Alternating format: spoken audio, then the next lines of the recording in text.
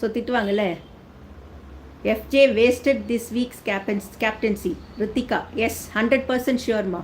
ஏன்னா ஒரு தடவை வந்தால் அது சந்தோஷம் கொண்டாட்டம், மறுபடியும் வந்தால் அது வேஸ்ட்டு இல்லை இல்லைங்க. அதுவும் இல்லாமல் ஹவுஸ்மேட்ஸ் நேற்று பேசினாங்க பார்த்தீங்களா, அது கிளவராக நம்ம தான் எப்பயுமே கிளவராக பார்ப்போம் ஷோவை, ரைட்டுங்களா, பிக் பாஸை.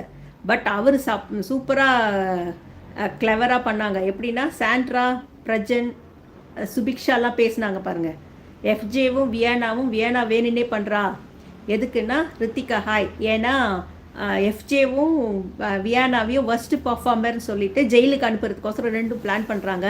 நம்ம வந்து 2 பேரையும் அனுப்பக்கூடாது அப்படின்னு சொல்லிட்டு எஃப்ஜேவை பண்ணிவிட்டு, பாவம் அதில் சிக்கனவர் தான் வினோத்துன்னு நினைக்கிறேன். ஏன்னா வினோத் நல்லா பண்ணியிருப்பார் கிளாஸ் ரூம் டாஸ்கில். அவரே சொன்னார் பாருங்க, நான் கானா பாடும் போதெல்லாம் என்னை சைலண்ட்டாக உட்காரு, டீச்சர் திட்டுவாங்கன்னு சொல்லிட்டு, இப்போ என்னடா நான் ஒன்றுமே பண்ணலன்னு சொல்லிட்டு என்னை நாமினேட் பண்ணுறீங்கன்னு ரியாக்ட் பண்ணார் பாருங்க. ஆக்சுவலாக அது வந்து வியானா போகிறதுக்கு பதில் எஃப்ஜேவும் வினோத்தவையும் பேரை மாற்றி அமிச்சிட்டாங்க உள்ள கண்டஸ்டன்ஸ்னு நினைக்கிறேன். அது நல்லா